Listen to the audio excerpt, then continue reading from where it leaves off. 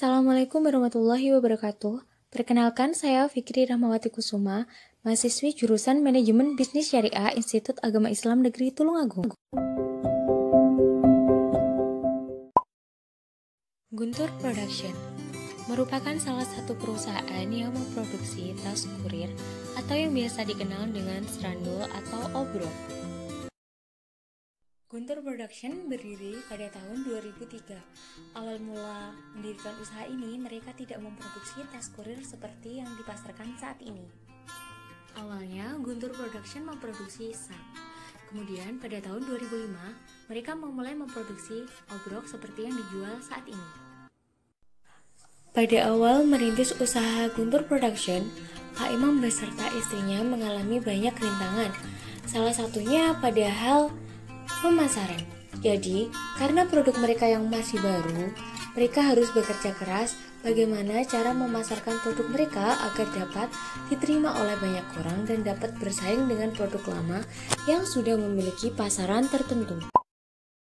Tidak hanya itu, rintangan lain yang dihadapi Pak Imam beserta istrinya adalah masalah keuangan. Jadi, saat mereka memasarkan produk mereka pada distributor, mereka tidak langsung mendapatkan uang.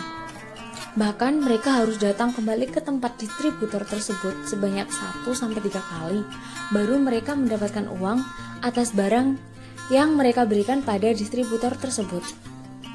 Bahkan uang yang diterima juga tidak cukup banyak. Jadi kejadian seperti itu berlangsung kurang lebih 3 tahun.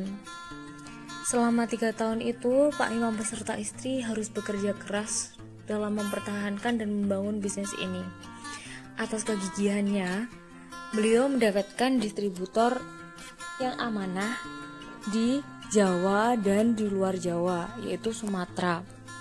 Jadi, sejak saat itu usaha mereka berjalan dengan lancar.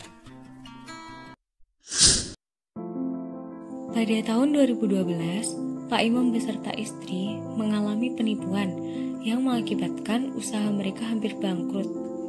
Mungkin bisa dibilang bangkrut pada saat itu. Tidak hanya usahanya yang bangkrut, tapi aset-aset yang dimiliki juga ikut hilang akibat penipuan yang dialami oleh mereka. Musibah yang dialami oleh Pak Imam beserta istrinya tidak membuat mereka menyerah. Justru mereka lebih berpikir positif bahwasanya apa yang terjadi pada mereka adalah ujian dari Tuhan untuk kenaikan level derajat mereka. Jadi mereka berpikir bahwasanya semua itu hanyalah titipan dan akan diganti jauh lebih baik dan lebih berkah daripada sebelumnya. Itu yang membuat mereka tidak menyerah dan tetap semangat. Selama beberapa tahun, Pak Imam beserta istrinya terus bekerja keras. Mereka tidak mengenal letih dan lelah. Mereka terus bekerja keras tanpa menghiraukan keadaan mereka yang terpuruk saat itu. Yang menjadi fokus mereka adalah bagaimana cara mereka bisa bangkit dan mengembalikan aset-aset mereka yang telah hilang. Berkat kerja keras dan kegigihan mereka, pada tahun 2014, usaha mereka mulai bangkit dan berkembang, bahkan keadaannya jauh lebih baik daripada sebelum mengalami penipuan. Setelah bangkit, perusahaan ini banyak sekali menerima tawaran kerjasama. Hal ini dikarenakan Pak Imam selaku pemilik usaha menerapkan sistem yang baik dan kejujuran dalam menjalankan usaha ini. Jadi, setiap yang bekerja sama dengan perusahaan ini, mereka tidak akan merasa rugi. Bahkan cenderung untung, karena sistem yang digunakan saling menguntungkan dan tidak saling merugikan. Tidak hanya itu, produk yang dihasilkan Guntur Production sangat berkualitas dan terjamin. Dengan produk yang seperti itu, harga yang ditawarkan relatif murah. Berikut adalah kegiatan produksi yang dilakukan oleh Guntur Production.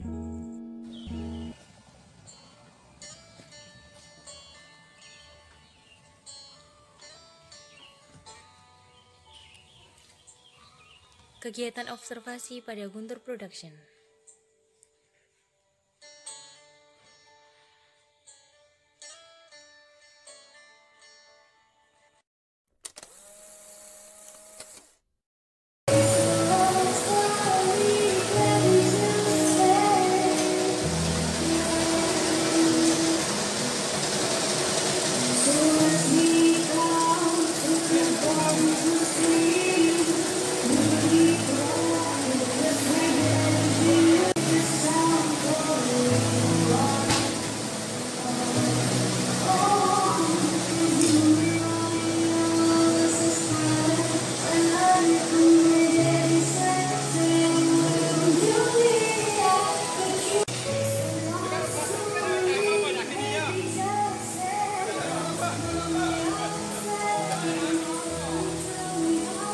Berikut adalah foto kegiatan produksi.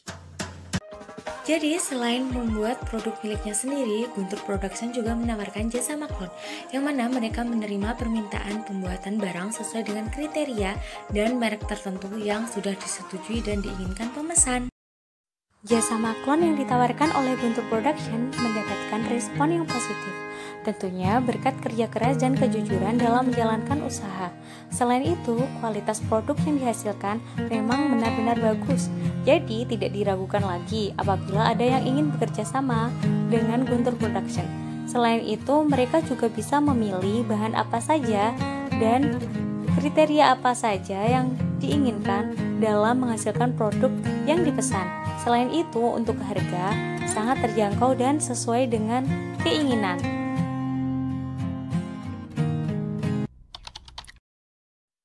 Di saat kondisi pandemi COVID-19 saat ini, Guntur Production berhasil survive dengan tetap memproduksi barang setiap harinya.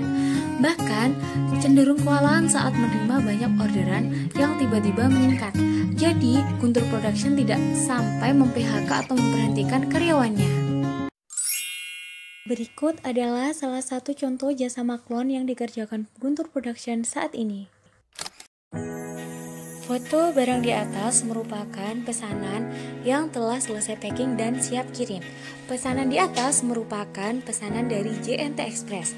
Jadi JNT Express sudah melakukan kerjasama dengan Guntur Production selama kurang lebih 2-5 bulan berjalan ini.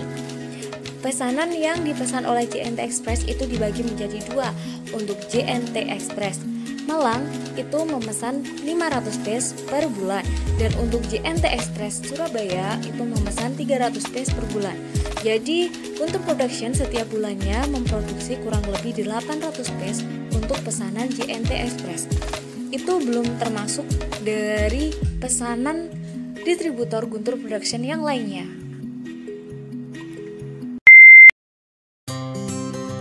Selama kegiatan PPL yang berlangsung kurang lebih 30 hari, saya gunakan untuk melakukan observasi pada sebuah perusahaan tas kurir yang bernama Guntur Production.